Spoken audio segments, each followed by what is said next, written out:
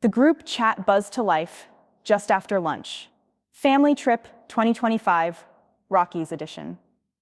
And my stomach flipped before I even read the first message. It was from Claire, my wife's youngest sister. Hey everyone, Mom and Dad have booked the cabin for Labor Day weekend. Can't wait to see you all. Plus, I've invited some special guests. Hope that's cool.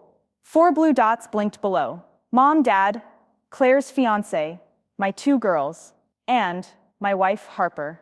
I tapped the chat name, heart thudding. I opened the attachments, a photo of the log cabin, nestled by the lake, a spreadsheet for meals and chores, and at the very bottom, a single line of text. Also joining us, Vanessa and Mark. I froze. Vanessa was Harper's ex, her college boyfriend, the one who broke her heart sophomore year. Mark was Vanessa's ex-husband, her rebound marriage from 5 years ago that ended explosively. I leaned back, my pulse pounding. I scrolled the chat up and down. No explanation, no context, just that cold announcement. Everyone seemed thrilled, except me. I tapped Harper's name. Me. Hey, did you mean to invite them? She read it. 8 seconds later. Harper, I thought you said you were over it. They're family too. My chest tightened. The cursor blinked. I stared at my screen. I'd been over it mostly. But inviting 2 people who'd each broken her heart, people I barely knew and frankly didn't like, to join our family weekend, felt like setting a match in a hay barn. I closed the chat. My office door stood open. I almost slunk back inside, but I had a meeting in 10 minutes. So I strode down the hall, straightening my tie. My brain buzzed. How do you tell your wife you'd rather stay home than spend precious family time with her ex? Later that evening, after bedtime stories and brushing hair into ponytails, I found Harper in our bedroom, folding the girls' little sweaters. Can we talk? I said, voice low. She didn't look up. About what? The trip? I paced the width of the room. Yes, the trip. She finally met my eyes. Exhausted from her 11-hour shift at the hospital, she leaned against the dresser. What about it? I took a breath. I don't want to go if Vanessa and Mark are there.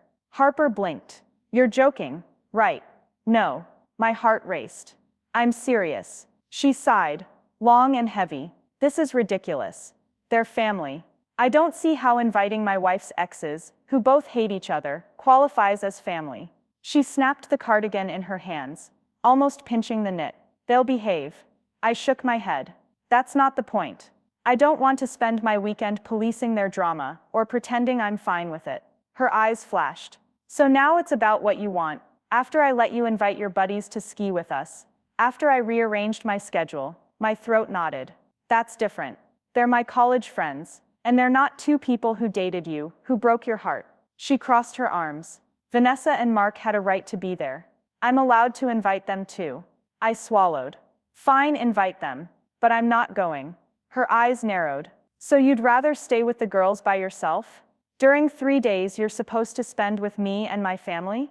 That's your solution? I clenched my fists, feeling anger and exhaustion pinch my chest. Yeah, if it means not babysitting your ex's emotional grenades. She sank onto the bed, head in hands. Unbelievable. That night, sleep eluded me. I lay in the darkness, listening to the soft breaths of our daughters in the next room. Our matrimonial bed felt cold, empty as soon as Harper stormed off. I stared at the ceiling until the early hours, replaying our fight. My anger, her hurt, the excruciating tension of her words. Their family too. I thought back to the first time I met Vanessa and Mark. It was at a birthday barbecue 2 years ago, when Harper said she was finally friends with Vanessa again, after the divorce. Vanessa wore that practiced smile, all perfect teeth and too bright lipstick. Mark lingered awkwardly in the corner, nursing a beer. They barely said hello to each other. The air felt thick with something neither of them said. Harper insisted she could handle it, that it was best for everyone to stay on civil terms, especially for any nieces and nephews one day. I nodded, though I suspected civil was a short fuse on a long fuse lighter. Now, however, civil seemed terrifyingly close to combustible. The next morning, I sat at the kitchen counter with a mug of coffee. The girls burst in, the most relentlessly joyful beings alive. Daddy, Daddy, look at my butterfly bracelet. Little Emma, 5, gleefully slapped her new craft on the counter. I made one for Mommy too. I smiled broadly and hugged her. Beautiful, pumpkin. My stomach clenched with guilt. She and her sister were the heart of my life. I didn't want to shatter their Saturday morning with my drama. I ruffled her hair. Have fun, sweetie. Now be a big helper and get your sister's shoes. She beamed and scampered away. I inhaled deeply. Today was going to be awkward. I'd bought myself time by using every excuse. The car needed an oil change. The garage called, something about a strange noise in the exhaust. I'd drive down tomorrow, I told the family. Today I'd be home with the girls. By noon, the oil change was done, and I was marooned on my couch, remote in hand, watching reruns of Chef's Table. My phone buzzed, a picture in the family group chat. Harper and siblings loaded into a giant SUV, camping chairs strapped to the roof, kids buckled in their boosters. Gara, we'll miss you guys. Pack up snacks for the cabin. See you soon. Arag. My chest tightened. I gulped coffee. Was I punishing her? Was she punishing me? Or were we both just afraid of what might happen if we tried to mix our pasts with our present? That afternoon, I took the girls to the park. The crisp air tasted like new leaves and possibility. We flew kites, bright rectangles, dancing against a sky too blue to be real. I watched Emma's kite loop and corkscrew until it snapped its string. She sobbed when it tumbled down. I hugged her tight. It's okay, pumpkin. Kite by kite. She sniffled, wipe her nose. Next one'll stay up. I promised her another kite, a better one, and watched her smile again, trusting that just because one thing broke didn't mean everything did. That evening, I sat on the porch swing, sipping cold lemonade. The sky was streaked with peach and lavender. I felt a tap on my shoulder. It was Harper. She stood awkward in my doorway, arms folded, eyes tired but not angry. Evening breeze caught her hair. Can we talk? She said softly. I set the glass down. Of course. She sat beside me, knees brushing my thigh. Quiet settled between us like an old friend. Crickets. A distant train whistle. I miss you, she whispered. I miss us. I nodded. I know. She took a breath. I thought I was being generous, making peace with my past. I wanted my family to see that I'd healed. I listened, heart softening. But I forgot, she continued. That healing for me doesn't always mean healing for you. Your wounds are different. Her voice trembled. I'm sorry I didn't see that. I swallowed. I'm sorry I reacted so harshly. Honestly, I was terrified. Terrified of getting pulled into dramas I've no desire to relive. I felt unpaid rent in my own marriage. She nodded, eyes glistening. I get that now. I do. She paused. What would help you feel safe? I exhaled. Maybe they stay out of it. We do this trip. Just us. The girls, your parents. Vanessa and Mark. Maybe another time, with clear ground rules, not crammed into one cabin. She turned, searching my face. Is that fair? I took her hand, warmed from the day. Fair doesn't mean easy, but fair means we honor each other's needs. She half smiled. I'd like to try, with just us this time. I smiled back. Me too. The next morning, I texted the group chat. Me, hey all. Been thinking. Let's keep the cabin just for us this trip. Kids, parents, me and Harper. I'll cover the cost for Vanessa and Mark to get a hotel nearby if they still want to join. But we need this weekend to recenter. Hope you're all good with that. Arag. Seconds later, Harper's message. Harper, thank you. I love you. Her parents, surprised but supportive, replied with thumbs up and heart emojis. Claire texted Claire. Totally understand. Have an amazing weekend. Arag. I felt a weight lift off my shoulders, but I also felt the first tremor of anxiety. We'd avoided the drama, but the question lingered. What would happen if Vanessa and Mark still came, insisted on cabin hospitality, or if Vanessa accused me of misunderstanding an open-door policy? There were still unknowns, still risks. But for now, I sat on the porch with my wife's hand in mine, the girls inside practicing their ballet twirls, and I allowed myself to believe we could handle this, one honest conversation at a time. And yet, as I looked up at the gathering clouds rolling in from the west, I realized the real storm was still out there, gathering strength. The thunderhead on the horizon wasn't just weather. It was our unresolved past, waiting to break. Tomorrow, we'd pack our bags and head to the cabin. We'd chase sunsets on the deck and roast marshmallows under a sky so clear we could see the Milky Way. We'd laugh at the girls' s'more-flecked faces and remake old memories. We'd prove to ourselves that our marriage was stronger than any ex's ghosts. But in the quiet thunder of my heart, I already knew there was one thing we hadn't yet fixed. One conversation left unspoken under these two gentle clouds. And when the storm finally broke, the real test would begin. The alarm on my phone buzzed at 6:15 a.m., an ungodly hour for any vacation. But this was no ordinary weekend. I rolled onto my side in the little S-frame bedroom at the edge of the cabin, the pine walls glowing faint gold in the dawn. The girls were still asleep in the loft bed, curled under fuzzy duvets. Harper was out with her parents, already morning hike, she'd texted. That left me, a steaming mug of coffee, and the quiet woods to wrestle with the day ahead. I took a sip of the roast Mom brought up from Seattle, dark, nutty, bulletproof, and ran through my mental checklist. Vanessa and Mark were coming today. They booked rooms 3 and 4 at the lodge down the hill, arriving after lunch. I'd spoken to the manager last night. They were welcome for dinner, but lodging here was off limits. That boundary had cost us a few raised eyebrows, but nobody could say we weren't trying. My first objective, get the girls up and fed before any drama began. I slipped downstairs, where the kitchen's big picture window framed the mist-clad forest. I fired up the propane stove and coaxed my camping skillet to life, flipping pancakes from the batter we'd prepared last night. The cabin's woodsy vanilla smell, pine floors, cinnamon ginger air freshener made me picture the perfect family postcard. I wiped my hands and called up the stairs. Emma, Lucy, breakfast, groggy squeaks, then little feet pattered down. Lucy, 7, rubbed sleep from her eyes. Emma, 5, sat at the table swaying in her chair, arms crossed indignantly. Where's Mommy? Lucy asked. I set a plate of hot cakes before each of them. She's hiking.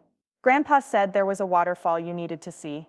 I sat across from them, slid a plate toward Emma. Try this. She plucked a pancake with sticky fingers and sniffed it. Then her eyes lit. Yum. Within minutes, they devoured half a dozen cakes between them, arms dripping with syrup. I poured another round of coffee for myself and tea for Emma's doll, Miss Clover, perched on the counter. The cottage radio murmured the local forecast. Scattered afternoon showers, highs in the mid-60s. Perfect for canoeing, unless that forecast meant rain right when the exes arrived. By 9:30, the girls were dressed in fleece and rain jackets, coats thrown over rubber boots. We strapped on life vests, Harper's directive for kids' safety first, and piled into the cabin's single canoe. The dock was 4 planks dangling over the lake's glassy surface. Mist curled above water lilies, and the world felt as still as a breath held. Paddle here, Daddy, Emma squealed, pointing to a cluster of lily pads. I dipped the oar and propelled us forward. Lily pads parted to reveal darting fish. The girls shrieked with delight. Look at them go, Lucy shouted. We drifted across the breeze, the pines whispering secrets overhead. For 20 precious minutes, only the lap of water and their laughter existed. The memory of Wolf Lake was the one thing that always stitched us back together, couple, family, wherever friction lingered. A sharp horn blast cut through the silence, 2 loud bleeps from my phone. I docked the canoe and scrambled back to the cabin. My hands were slick with lake water as I unlocked the door. 2 texts, time-stamped 9:47 a.m. See you there, hey, saw Vanessa and Mark pull in. They're at the lodge grabbing lunch, just in case you want to wave hi. Harper, let me know when you're calm. I'll stay out of your way till then. Sellin' Lun, I leaned against the door frame, heart thumping. Lunch? Already? That meant their arrival was imminent. I took a deep breath. The girls tumbled in behind me, chattering about frogs and spotting garter snakes under the dock. They made me smile, small, bright suns. Suddenly, the tension of the weekend felt pointless next to them.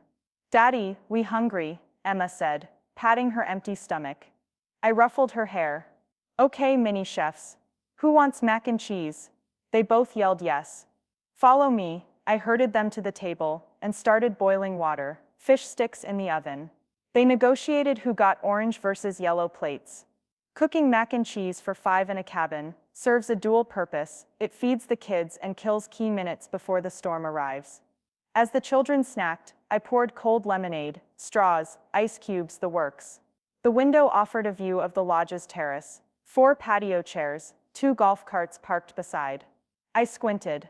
A dark-haired woman in a red fleece stood by the railing. Vanessa. Next to her, a tall man in camo jacket. Mark. They stood shoulder to shoulder, but not touching, scanning our cabin's footprint like tourists on a ghost tour. Vanessa waved tentatively. Mark shoved his hands in his pockets and looked away. I took a deep breath, plastered a smile on my face, and waved back. The girls stopped spooning noodles and mirrored me. Vanessa's face brightened. Mark shrugged. Time to go, I said. Shake hands, then we'll eat.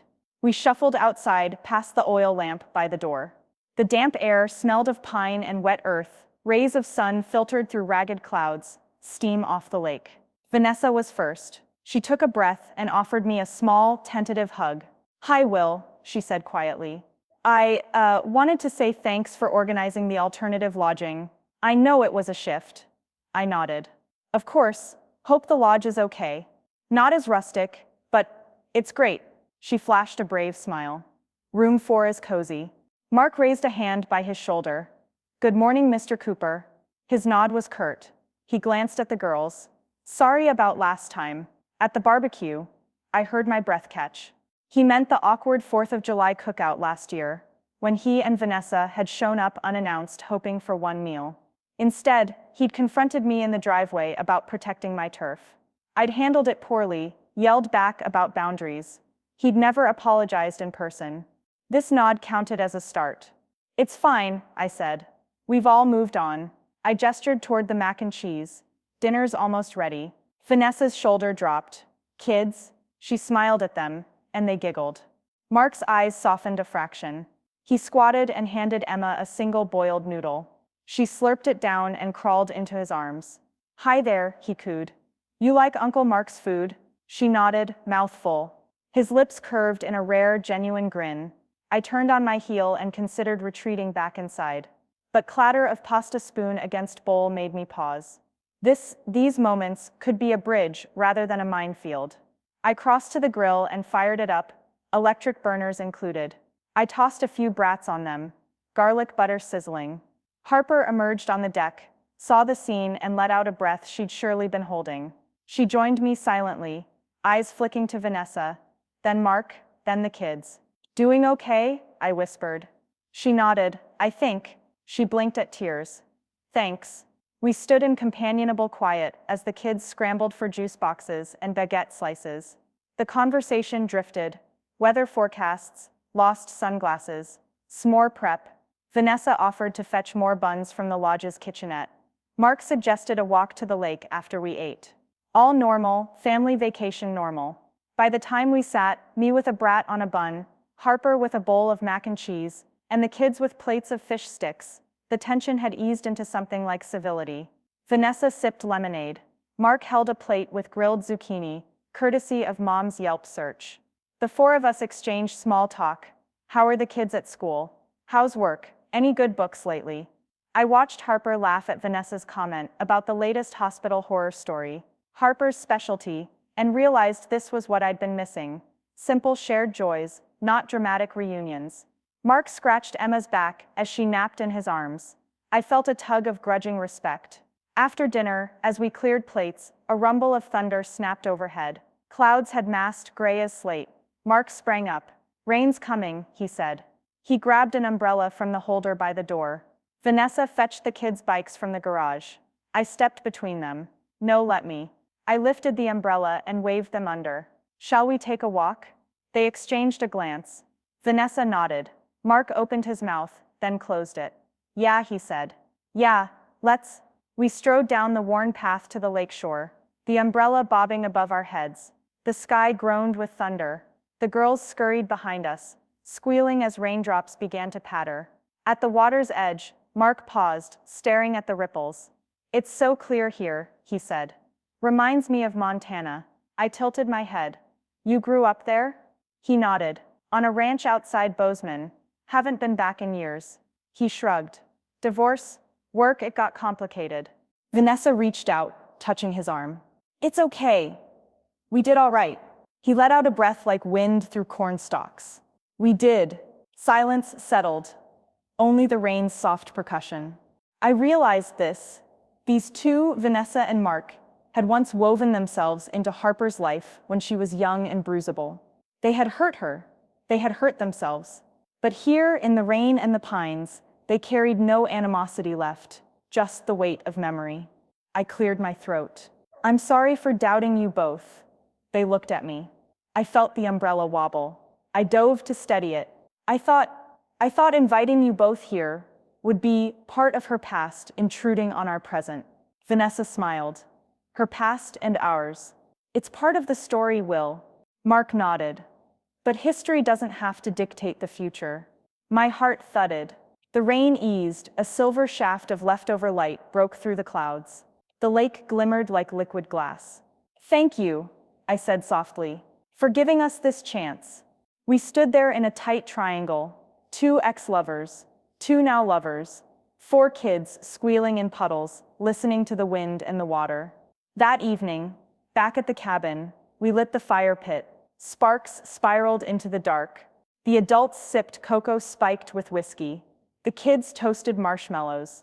Harper leaned into me, head on my shoulder. I'm proud of us, she whispered. I kissed the top of her head. Me too. Vanessa and Mark sat across the pit, talking low. I caught Vanessa's eye, and she raised her mug in salute. Mark nodded, mighty and quiet. My mother-in-law, perched on the log bench, clapped her hands. A toast to new traditions. My father-in-law brought out a bottle of champagne. To family, however it arrives. Glasses lifted. Laughter echoed under the stars. The girls danced in a swirl of marshmallow sugar. I looked around the circle. Harper's siblings, parents, my girls, my wife, and even Vanessa and Mark, once the agents of my outrage, now guests at our fire. The air smelled of pine smoke and the sweet tang of toasted sugar. I realized that boundaries, even shaky ones, could open doors to unexpected grace. My refusal to go on this trip, once an act of defiance, had led us here to a family gathering richer for its complexities, bound by no single definition. The shooting stars blazed overhead. I held Harper's hand and whispered, "Good trip, after all." She smiled tiredly, "The best yet," and as the fire died to embers, I felt our pasts settle gently into the earth. No longer threats, but roots from which we'd all grow together.